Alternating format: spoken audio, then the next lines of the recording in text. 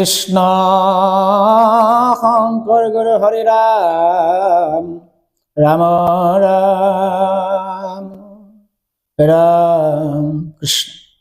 অচৈতন্য শক্তিৰ দ্বাৰে এইটো জড় জগতক ৰমাৱন্ত কৰ্ম অনুৰূপে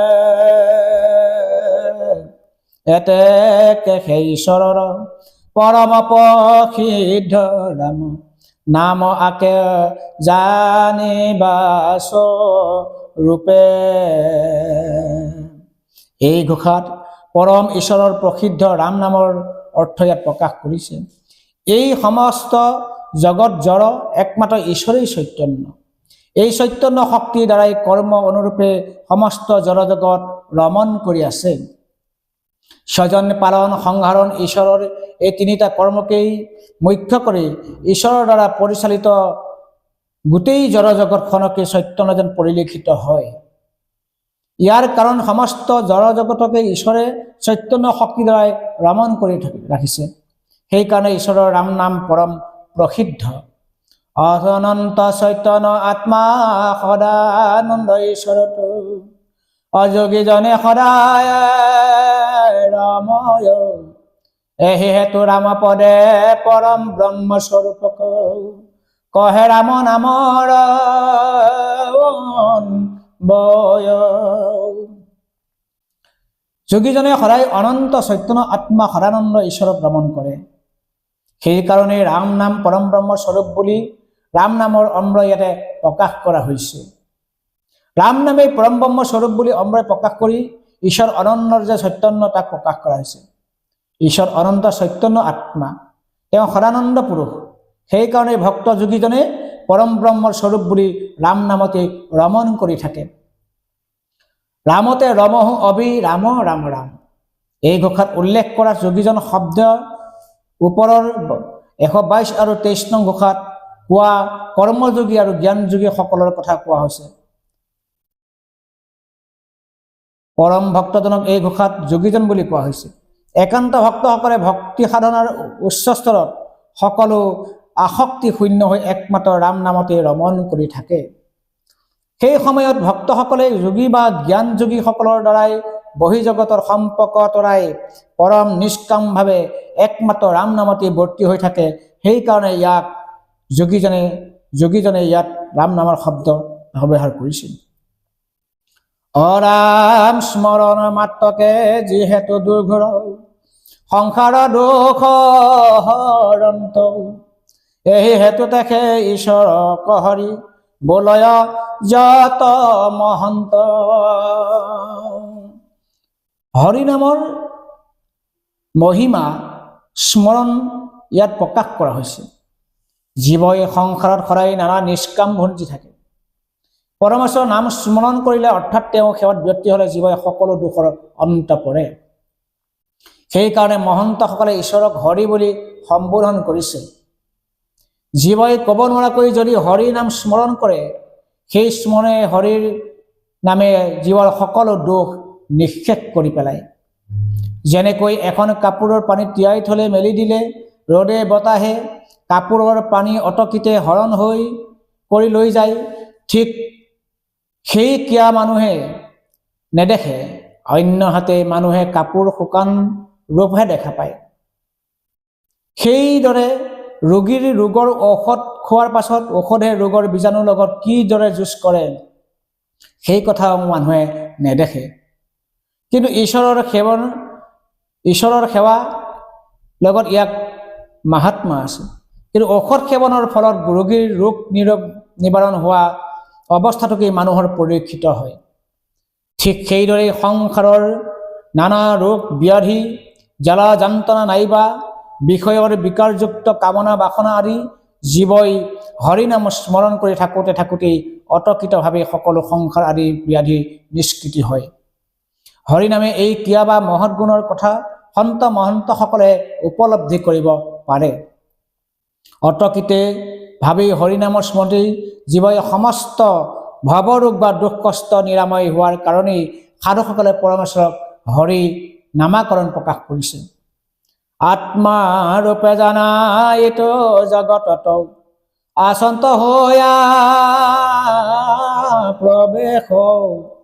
এই হেতু তেখে ঈশ্বৰক বিষ্ণু বলিয়া নাম বিশেষ। এই ঘোষাত ঈশ্বৰ বিষ্ণু নামৰ মহিমা ইয়াত প্ৰকাশ কৰা হৈছে। সমস্ত ভূতৰ ভিতৰত সৃজন আত্মাৰূপে অৱস্থান কৰি আছে, অৰ্থাৎ সৰ্বব্যাপ্তময় হৰি। এই ভাগৱত পুৰাণ আদি শাস্ত্ৰ বিষ্ণু নামেৰে অভিহিত হৈ আছে। ইদং বিষ্ণুময়ং জগত বুলি বিষ্ণু পুৰাণত উল্লেখ কৰা হৈছে। বসুদেৱ সৰ্বমিতি বুলি শ্ৰীমদ ভাগৱতত উল্লেখ কৰা হৈছে। আৰু উপনিষদত প্ৰকাশ কৰা সৰ্ব খালবিৰং ব্ৰহ্ম একাত্মবোধকভাৱে প্ৰকাশ কৰিছে। জ্ঞানী ভক্ত, যোগী ভক্ত আৰু ঈশ্বৰৰ প্ৰেম ভক্তিৰ সাধক ভক্তসকলৰ উপলব্ধি অনুসাৰে একেটি তত্ত্বকে বিভিন্ন ৰূপত প্ৰকাশ কৰা হৈছে। বিষ্ণু নামেৰে ভক্তসকলৰ ঈশ্বৰৰ সম্বোধন কৰাৰ অৰ্থ এই যে সমস্ত জগত পৰিব্যাপ্ত থকাৰ উপৰিও সমস্ত ভূতৰ হৃদিগত ৰূপে ঈশ্বৰৰ অৱস্থান কৰি আছে, সেইকাৰণে তেওঁক বিষ্ণু বুলি কোৱা হৈছে। ইন্দ্ৰিয় বৰ্গত যিহেতু ঈশ্বৰ আচন্ত হৈয়া প্ৰৱেশ। এতেকে মহন্ত সকলে বোলয় ঈশ্বৰ কহি শিকেশ। যিহেতু ঈশ্বৰে সমস্ত জীৱৰ ইন্দ্ৰিয়সমূহত কাৰ্যক্ষম কৰাই আছে, সেইকাৰণে মহন্তসকলে ঈশ্বৰক শিক্ষিকেশ বুলি কোৱা হৈছে। শিক্ষিকেশ বোলাৰ ব্যাখ্যা ইয়াত দাঙি ধৰা হ'ল। মাধৱদেৱে এনেদৰে প্ৰকাশ কৰিছে যে ঈশ্বৰে সমস্ত জীৱৰ হৃদিগত ৰূপে থাকি জড় ইন্দ্ৰিয়সমূহক চৈতন্যৰূপে কৰ্মত প্ৰকাশ কৰাই আছে। সমস্ত ইন্দ্ৰিয়ই জড়, কিন্তু চৈতন্য শক্তিৰ দৰেই ইন্দ্ৰিয়সমূহে জগতৰ সকলো কৰ্ম অনুশীলন কৰি আছে। যি ইন্দ্ৰিয়ৰ যি কাম যি সময়ত যিভাৱে কৰিব লাগে সকলো সেইদৰে অনুশীলন কৰে। জড় হৃদয়ত থাকি পৰমেশ্বৰ ইন্দ্ৰিয়সমূহক নিয়ন্ত্ৰণ কৰি থকাৰ কাৰণে ঈশ্বৰক মহন্তসকলে শিক্ষিকেশ নামেৰে নামাকৰণ কৰিছে। শিক্ষিকেশ শব্দৰ অৰ্থ ইন্দ্ৰিয়ৰ অধিপতি বা পৰিচালক। অৰাম অন্তৰ্যামী ৰূপে যিহেতু জীৱক সুখ দুখ ভোজাৱন্ত। এতে কেশে পৰমাত্মা নাম ধৰি আচন্ত প্ৰভু অনন্ত। যিহেতু পৰমেশ্বৰে সকলো জীৱৰ ভিতৰত অন্তৰ্যামী শক্তিৰূপে থাকি জীৱৰ সুখ দুখ ভোগ কৰায়, সেইকাৰণে সেই অনন্ত শক্তিৰ ধাৰক ঈশ্বৰ পুৰুষক মহন্তসকলে পৰমাত্মা বুলি অভিহিত কৰিছে। এই ঘোষাই ঈশ্বৰৰ পৰমাত্মা নামৰ মহিমা প্ৰকাশ কৰিছে। ঈশ্বৰ যেনেকৈ তিনি গুণ সৃষ্টি কৰি নিজেই নিৰ্গুণ, তেনেকৈ সমস্ত জীৱৰ দ্বাৰা সকলো কৰ্তা হৈ তেওঁ অকৰ্তা। তেওঁ অচিন্ত, অব্যক্ত আৰু অন্তৰ্যামী। জীৱই যিভাৱে যি কৰে সকলো সেই অন্তৰ্নিহিত চৈতন্য শক্তিৰেই প্ৰভাৱ। অজ্ঞানবশতঃ মায়াৰ বন্ধনত পৰি থাকি জীৱই সকলো এই তত্ত্ব উপলব্ধি কৰিব নোৱাৰে। যেনে কৰ্ম তেনে ফল। জীৱই যি কৰ্ম কৰে সেই অনুসাৰে ফল প্ৰাপ্ত হয়। জীৱই কিছু কৰ্ম কৰি সুখ লাভ কৰে, কিছু কৰ্ম কৰি দুখো লাভ কৰে। মায়াবদ্ধ জীৱই সেই দুখ সুখ ক'ৰ পৰা আহিল, এই সুখ দুখৰ অধিকৰ্তা কোন, জীৱসমূহে উপলব্ধি কৰিব নোৱাৰে। একান্ত তত্ত্বদৰ্শীসকলে এই কথা জানে যে ঈশ্বৰ চৈতন্য শক্তি হৃদয়ত অন্তৰ্যামী ৰূপে প্ৰত্যেক জীৱতে অৱস্থান কৰি আছে। সেই অন্তৰ্যামী শক্তিয়ে জীৱক বিভিন্ন কৰ্ম ৰত কৰাই সেই অনুসাৰে সুখ দুখত ভুঞ্জায়। এতেকে অনন্ত শক্তিৰ অধিষ্ঠাতা পৰমেশ্বৰক মহন্তসকলে পৰম আত্মা বুলি অভিহিত কৰিছে। পৰম ঈশ্বৰ স্বৰূপে জীৱৰ আচন্ত হৈয়া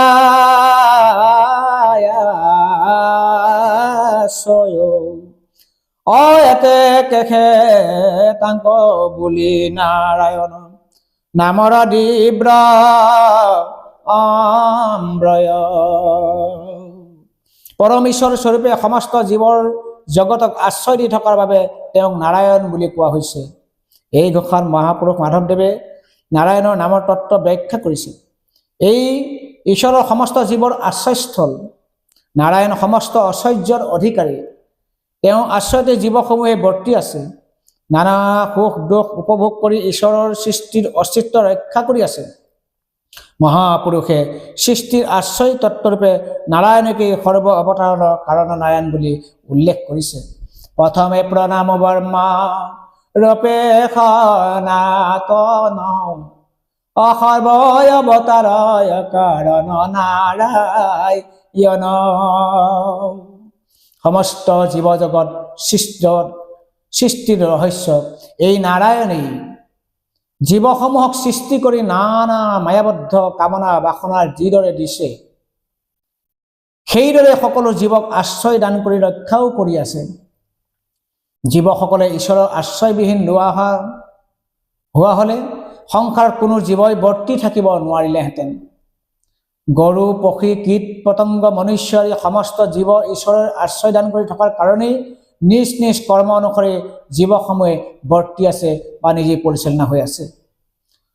গৰ্ভত থাকন্তে উদৰত ঘালে পাৱে তাৰ অপৰাধ কনবৰে যে নমাৱে। তোমাৰ কুক্ষিত আমি আছো চৰাচৰ হেন জানি ক্ষমেও ক দেৱ দামোদৰ। শিশুৱে মাতৃগৰ্ভত আশ্ৰয় কৰি গৰ্ভতে হাত ভৰি আঁচৰি থাকিলেও যেনেকৈ মাকে সেই শিশুৰ কোনো দুখ নধৰি আনন্দৰে ধাৰণ কৰি থাকে, সেইদৰে জীৱসমূহে নানা অপৰাধযুক্ত কৰ্ম কৰিও পৰমেশ্বৰৰ আশ্ৰয়তেই বৰ্তি থাকে। দুৰ্ঘোৰ পাপ কৰ্ম কৰিলেও পৰমেশ্বৰে জীৱক লগে লগে ধ্বংস নকৰে। সেই পাপ কৰ্মৰ কাৰণে জীৱসমূহক পুনৰ নানা সৎকৰ্ম বা ভক্তি অনুশীলন কৰি পাপমুক্ত কৰায়। মাতৃগৰ্ভৰ শিশুক আশ্ৰয় দিয়াৰ দৰে পৰমেশ্বৰে জীৱসমূহক আশ্ৰয় দিয়াৰ বাবেই জীৱসমূহ বৰ্তি আছে। ভগৱন্তৰ এই মহান সহিষ্ণুতা গুণ তত্ত্বৰখি সাধুসকলে উপলব্ধি কৰি তেওঁ নাৰায়ণৰ নাম প্ৰদান কৰিছে। আৰু এই নাৰায়ণৰ নামৰ অমৃত। অৰাম অহংকাৰ আদি একোৱে উপাধি কৰিতে নপাৰে চন্ন। এই কাৰণে মহন্ত সকলে বোলে তাংক ৰঞ্জন। পৰমেশ্বৰৰ অহংকাৰ আদি কোনো উপাধিৰে দূষিত কৰিব নোৱাৰে। সেইকাৰণে মহন্তসকলে তেওঁক নিৰঞ্জন বুলি কৈছে। এই ঘোষাৰ মহাপুৰুষ শ্ৰী মাধৱদেৱে নিৰঞ্জন নামৰ তত্ত্ব প্ৰকাশ কৰিছে। ঈশ্বৰ অনন্ত জগতৰ স্ৰষ্টা দ্ৰষ্টা আৰু সংহাৰকৰ্তা। স্বজন পালন সংহাৰণ তেওঁৱেই গুণ। ভগৱন্ত বিষ্ণু অনন্ত যুগৰ অনন্ত কৰ্ম অনুসৰি অনেক গুণ নামেৰে বিভূষিত হৈছে।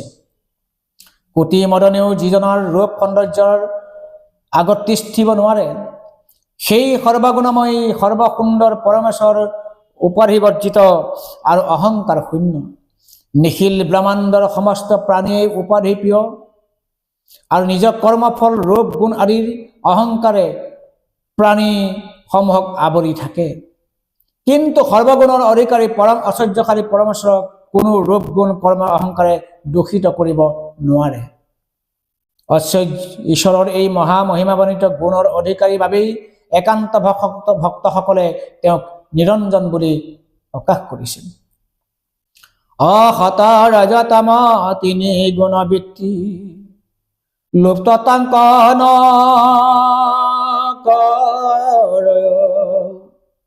সেই কাৰণে বেদ শাস্ত্ৰ কৰে বোলে তাংক ৰাময়। সত ৰজ তম এই তিনি গুণৰ বৃত্তি আনন্দময়ী পৰম পুৰুষক তৃপ্ত কৰিব নোৱাৰে। সেইকাৰণে বেদশাস্ত্ৰসমূহে তেওঁক নিৰঞ্জন বুলি প্ৰকাশ কৰিছিল। এই ঘোষাৰ মহাপুৰুষ মাধৱদেৱে ঈশ্বৰৰ নিৰাময় নামৰ তাত্ত্বিক দিশে প্ৰকাশ কৰিছে। আগৰ ঘোষাত পৰমেশ্বৰক ৰূপ গুণ উপাধি আদি অহংকাৰ নোচোৱা বুলিও আমি কোৱা হৈছে। এই ঘোষাত তেওঁক নিৰাময়ী নামৰ সাৰ্থকতা ব্যাখ্যা দাঙি ধৰা হৈছে। পৰমেশ্বৰ তিনি গুণৰ স্ৰষ্টা, সত ৰজ তম তিনি গুণৰ অধিষ্ঠাতা ৰূপে এই গুণসমূহৰ মাজতেই সমস্ত জগতক পৰমেশ্বৰে ডুবাই ৰাখিছে। কৰ্ম বা গুণ অনুসাৰে যিবোৰ বৃত্তি প্ৰৱৰ্তিত হৈ আছে, সেই বৃত্তিসমূহকে ঈশ্বৰক দূষিত কৰিব নোৱাৰে। অৰ্থাৎ নিজে সৃষ্টি কৰা গুণময়ী বৃত্তিসমূহে তেওঁক আত্মবিস্মৃতি ঘটাব নোৱাৰে। সমুদ্ৰৰ জলে যেনেকৈ কেতিয়াও পাৰাপাৰ লংঘন নকৰে, সেইদৰে সৃষ্টি কৰা ত্ৰিগুণাত্মিক বৃত্তিসমূহেও তেওঁক প্ৰভাৱান্বিত কৰিব নোৱাৰে। পদম ফুলত পানীত থাকিলেও পানীয়ে পদুমৰ প্ৰাহিক যেনেকৈ ভিজাব নোৱাৰে, সেইদৰে তেওঁ সকলো গুণৰ আশ্ৰয়স্থল হ'লেও নাইবা সকলো গুণময় বৃত্তি তেওঁ চৈতন্য শক্তিয়ে পৰিচালনা কৰিলেও সেই গুণে তেওঁক মুগ্ধ কৰিব নোৱাৰে। সেইকাৰণে তিনি গুণময়ী বেদ শাস্ত্ৰসমূহে তেওঁক নিৰাময়ী নামেৰে অভিহিত কৰিছে। অৰাম যতে কপ্লাকৃত আকাৰ বৰ্জিত, ভৈলন্ত যিহেতু হৰি, সেই হেতু দেখে নিৰাকাৰ নাম আচন্ত ঈশ্বৰ হৰে। এই ঘোষাত পৰমেশ্বৰৰ নিৰাকাৰ নামৰ তত্ত্ব ইয়াত ব্যাখ্যা কৰা হ'ল। প্ৰপঞ্চ চৰাচৰ জগতৰ সকলোটা বস্তুৱেই প্ৰকৃত আকাৰ আছে, কিন্তু পৰমেশ্বৰৰ প্ৰকৃত আকাৰ বৰ্জিত। যদিও তেওঁ সময়ে সময়ে ভূভাৰ হৰণৰ হেতু মৎস্য কুৰ্ম নৰসিংহ বামুণ পৰশুৰাম অৱতাৰ গ্ৰহণ কৰিছে, সেয়া তেওঁ প্ৰাকৃত অৱস্থা নহয়। এই অৱতাৰবোধক অংশকলা অৱতাৰ বুলি কোৱা হৈছে। ভগৱান কৃষ্ণ অৱতাৰক পূৰ্ণ অৱতাৰ বুলি ভাৰতীয় ভক্তি শাস্ত্ৰসমূহে আৰু ঋষিমুনি ভক্তসকলে প্ৰকাশ কৰিছে। এই কৃষ্ণৰূপে তেওঁ প্ৰকৃত ৰূপ নহয়, তেওঁ দিব্য জন্ম কৰ্মসমূহ বেদৰ অতীত। কিন্তু এইটো মহাধৰ্ম মাধৱৰ জন্ম কৰ্ম, বেদ যাৰ নাজানে মহিমা, মূৰ জন্ম কৰ্ম যত কোনে কহি পাবই অন্ত। এদিন সৃষ্টিকৰ ব্ৰহ্মাই ঈশ্বৰৰ মহামহতেই কৰি শিশু গৰখীয়া কৃষ্ণক এইদৰে স্তুতি কৰিছিল। নম গোপৰূপে মেঘ সমশ্যামতনু, গাৱে পীত বস্ত্ৰ হাতে শিঙাবে বিনু, কৰ্ণত গুঞ্জাৰ থকা মাথে ময়ূৰা পাখিয়ে, বন্য পুষ্প মালা পিন্ধে ধেনু আশা ৰাখি, এহি শৰীৰত যতে ক আছে মহিমা, মনেও কৰিব পাৰে কোনে তাৰ সীমা। আচুক পৰম ব্ৰহ্ম স্বৰূপ তোমাৰ, তাক জানিবাক আছে শকতি কাহাৰ। দ্বাৰকা সমস্ত যদুগণ বিপ্ৰপাশত অভিশপ্ত কৰাই, সমুদ্ৰৰ তীৰত প্ৰভাস তীৰ্থ মায়াবলী বাৰুণী সুৰা প্ৰাণ কৰাই, যদুবীৰসকলৰ মাজত আত্মকণ্ডলৰ সৃষ্টি কৰালে। আৰু সেইজন কৃষ্ণৰ মায়াতে বিমোহিত হৈ যদুবীৰসকলে কটাকটি মৰামৰি কৰি নিজে নিজে ধ্বংস হ'ল। ভূমিবাৰ হৰিম বুলি সৃষ্টি কাৰ্য সম্পাদন কৰি পৰম পুৰুষ বৈকুণ্ঠলৈ যাবলৈ প্ৰস্তুত হ'ল। সেই মুহূৰ্ততে পৰমেশ্বৰ সেই কৌশল বুজি পাই বলৰামেও দেহ ত্যাগ কৰিলে। শিশু অশ্বস্তৰ বৃক্ষৰ তলত পৰমেশ্বৰ কৃষ্ণ মনুষ্য লীলা সমাপ্ত কৰি আপোন মনে বহিল। প্ৰভুৰ বৈকুণ্ঠ ৰোহণৰ কথা জানিব পাৰি স্বৰ্গ ব্ৰহ্মলোকত বৈকুণ্ঠৰ যোৱাৰ বাটতেই প্ৰভুৰ পৰস্পৰ্শ কামনা কৰি ব্ৰহ্মাকে মুখ্য কৰি ৩০০ কোটি দেৱতাই দিব্য বিমানৰ আহি সেই স্থান উপস্থিত হৈছিল। নাম কীৰ্তনৰ সমধুৰ ধ্বনি শুনি পৰমেশ্বৰ আকাশলৈ চাই সৃষ্টিকৰ ব্ৰহ্মা প্ৰমুখ্যে ৩০০ কোটি দেৱতাক দেখা